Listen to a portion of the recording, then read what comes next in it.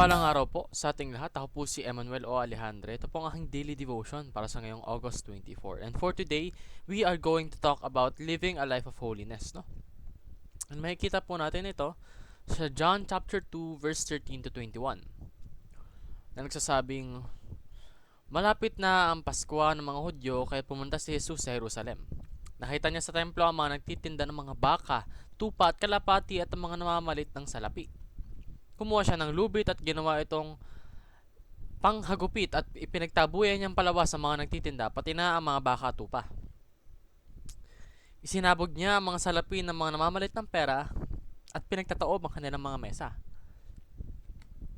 Pinagsabihan niya ang mga nagtitinda ng kalapati, alisin ninyo rito ang mga iyan, huwag ninyo gawing palengke ang bahay ng aking ama. No?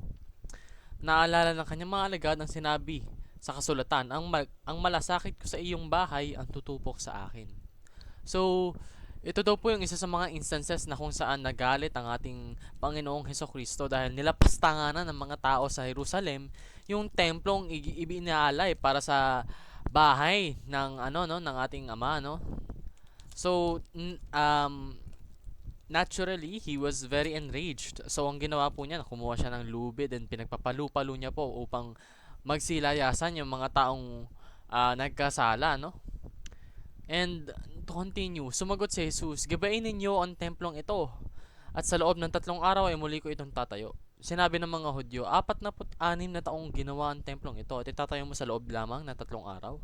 So, yung templo na kung saan nilapastanganan nila yung yung faith nila towards God is pinapagaba ng Panginoon. Ang sinasabi niya, gibain ninyo ang templong ito at sa loob ng 3 araw ay muli kong itatayo.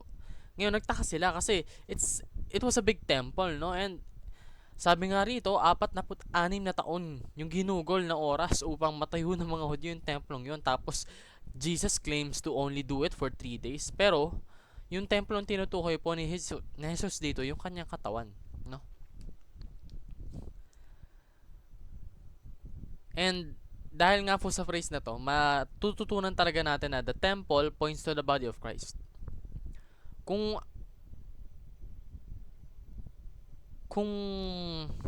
maaari po nating ilan tulad yung yung templo sa isang bagay. Ito po yung paghalin tulad natin dito sa templo sa katawan ng Panginoon, no? Kumbaga it's symbolism na kinakailangan pong alagaan yung templo dahil ito po yung sumisimbolo sa body of Christ, no? And dahil po dito sa fact na to, lahat po ng mga nagde-defile sa temple ay ayaw ng Panginoon. Pinakita nga po sa binasa natin na kumuha siya ng pamalo at pinagpapalu-palo niya at sinisira niya lahat ng mga bagay na na labag sa nararapat na pagtrato sa temple. Kasi nga, Jesus hates what defiles the temple because the temple points to the body of Christ. And the church is united to the body of Christ. So, kapag po nilapastanganan mo yung temple, parang nilapastanganan mo na rin yung katawan ng Panginoon, no? And that's not good. That's very bad kapag nilapastanganan natin yung katawan ni Kristo na siyang naggagabay sa atin, nagpatawad sa atin, at dahil sa sakripisyo niya, we are saved, no? By grace, through faith, no? And paano nga ba natin ito ma-apply sa buhay natin? Unang-una, love God and hate sins. I-acknowledge po natin yung mga bagay na the Bible calls sin as something that we should always avoid. Dahil when we continue to avoid these things, it's also a sign of dedication towards our love for God. Kapag alam na natin na, eto kasalanan to, this goes against God's will, at dahil mahal ko ang Panginoon, hindi ko to gagawin, that shows so much, that proves so much of your faith, no? Pangalawa, live a life of holiness.